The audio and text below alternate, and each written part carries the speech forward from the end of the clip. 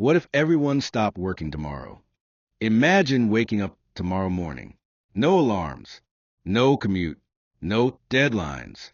The world has just stopped, not because of disaster, but because every single person decided, at the same time, to stop working. No farmers in the fields, no doctors in hospitals, no pilots in the sky. What happens next?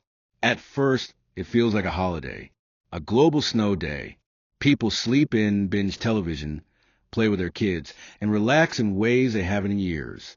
Social media fills with jokes and memes about the world's biggest day off. For a brief moment, it feels like freedom. But beneath the surface, cracks are already forming. By mid-morning, coffee shops remain dark. Trains sit idle. Supermarkets open their doors, but no one is there to staff the counters. Hospitals are strangely quiet. Emergency rooms fill with patients, but there are no nurses, no doctors, no one to care for them. Airplanes sit on the tarmac, grounded indefinitely. The stock market never opens. Within hours, an eerie stillness blankets the globe. Within the first day, it feels manageable. Families share canned food, neighbors checking on one another, and everyone assumes life will resume tomorrow. But tomorrow never comes. And by the second day, the weight of the silence begins to spread. By the end of the first week, supermarket shelves are empty. Delivery trucks never arrive. Cities are the first to feel the hunger, their shelves stripped bare by panicked shoppers. Rural areas last slightly longer, but not by much. Medical crises mount. Patients who depend on dialysis or insulin begin to weaken. Without surgeries, antibiotics, or even basic nursing care, lives that once relied on routine treatment are suddenly on the brink. Trash begins piling up in the streets.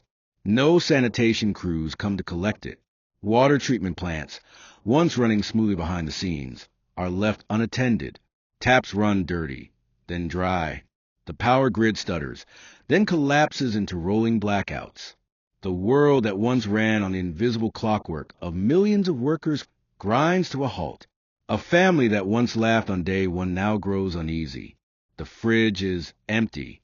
The children complain of hunger. Neighbors begin to hoard what little remains. The mood shifts from curiosity to fear. The first week ends with an uncomfortable truth. Without work, the world cannot feed itself. By the end of the first month, society begins to unravel. Cities no longer feel safe. With no police on the streets, crime rises unchecked. Fires burn with no firefighters to respond. People band together in small groups, protecting one another, rationing what they have left. The global economy collapses. Ships sit at docks, planes in hangars, warehouses full but locked. Nations that rely on imported food, oil, and medicine begin to fracture. Governments, unable to function, are ignored. Yet the planet notices something different. With factories silent and cars abandoned, the skies clear. Pollution drops to levels unseen in generations.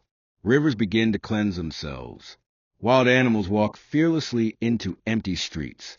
The earth begins to heal, just as humanity begins to break. 1 year later, the world is unrecognizable. Survivors turn back to old ways. Communities grow food, raise livestock, and barter for what they need. Cities shrink as people flee to the countryside in search of farmland. Technology fades. Satellites fall from orbit without maintenance. The internet flickers out. GPS, communication networks, and modern medicine all vanish. What was once a global, interconnected civilization returns to something resembling the 19th century. Some thrive in this new world. Farmers, craftspeople, and those with practical skills rise as leaders.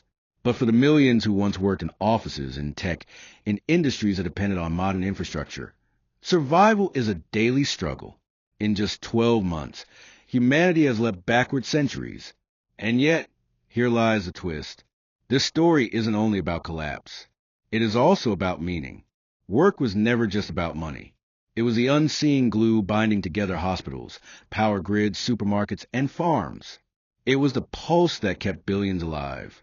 When everyone stopped, civilization cracked apart. But perhaps the problem was never the fact that we work.